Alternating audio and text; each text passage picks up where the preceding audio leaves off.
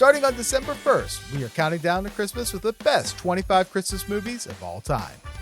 If you're just joining this series, I encourage you to start from the beginning.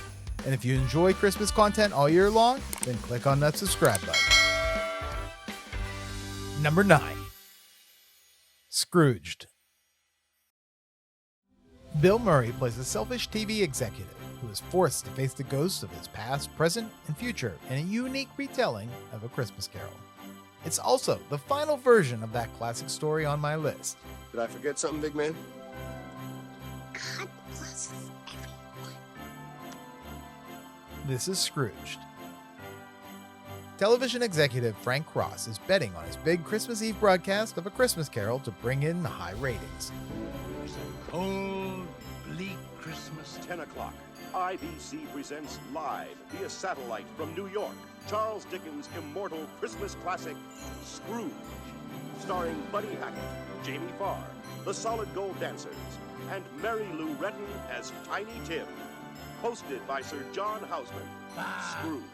He's ruthless to his employees, firing Elliot Loudermilk for questioning him and forcing his assistant Grace to work long overtime hours.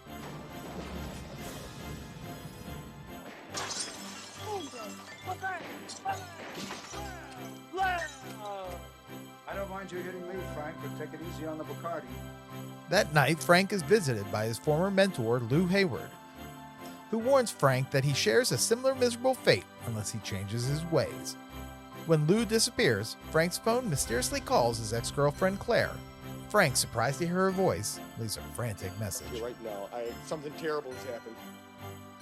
Or maybe not, I don't know. But whatever, I have to talk to you no matter what. It's urgent. Call me at any hour.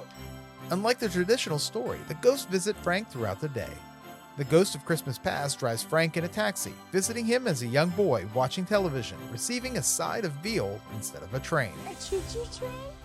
Oh, it's 5 pounds of veal. Daddy, I asked Santa for a choo-choo. Well, then go out and get a job and buy a choo-choo. Ah, Earl, he's only 4 years old. All day long, I listen to people give excuses why they can't work. My back hurts, my legs ache.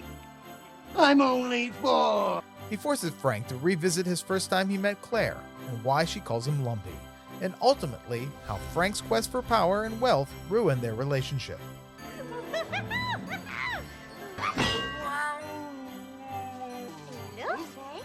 I'm the ghost of Christmas present. The Ghost of Christmas Present, a violent-looking fairy, shows Frank the hardships his assistant Grace deals with. Her young son Calvin has been mute since witnessing his father's death. After a punch to the face, they arrive at Frank's brother James' Christmas party. James still misses him, despite the years of rejected invitations. They are playing Trivial Pursuit, and Frank is the only one who knows the answer. Okay, what was the name of the boat that took them all to Gilligan's Island? This is so easy. Preston smacks Frank with a toaster and abandons him in a utility tunnel beside Herman's frozen dead body. I'm home! Avoiding Elliot with a shotgun, seeking revenge for his firing, Frank is visited by the ghost of Christmas future. Showing him his death, recognizing how empty his life has become, Frank becomes a changed man. I'm alive! He rehires Elliot, who helps Frank interrupt the live broadcast. He gives a speech urging everyone watching to spread kindness and reach out to people. Inspired by the message, Grace's son Calvin speaks for the first time with Tiny Tim's famous last words. Did I forget something, big man? God bless everyone. Claire joins Frank with the entire group singing, "Put a Little Love in Your Heart." So why is this on the list? Scrooge is a refreshing twist on the Charles Dickens classic story. The fourth retelling on my list, and my favorite. It's fun to think that it's considered a modern take, even though it's nearly a 40-year-old film. At the center of the movie is Bill Murray, who clashed with director Richard Donner. Stories around the set tell the story of Murray, who loved to improvise his lines. Donner, who has spoken out on the matter, was quoted as saying, "You don't direct Bill Murray, you pull him back."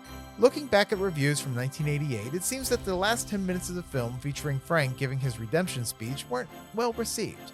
Now, I didn't like it at all, and I'll tell you why. I felt that I was picking up throughout the movie more of an aura of anger and hostility than I was one of comedy. For example, at the end when Bill Murray gives his long speech about brotherhood and loving each other in the Christmas spirit and the whole cast is behind him, that seemed almost like a frenzied harangue. It seemed like he was protesting too much, that he was pushing it.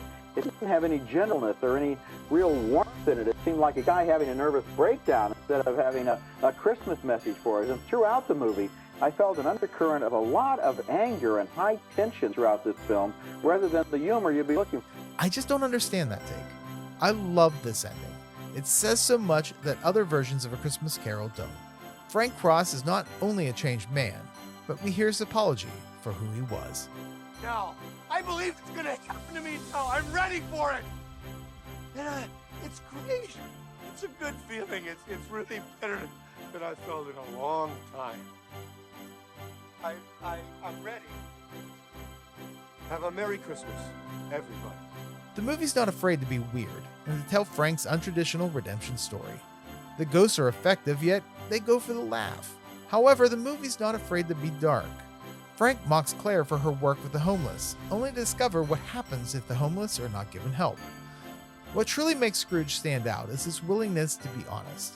It acknowledges how easy it is to lose sight of what matters and what doesn't. You just need to put a little love in your heart.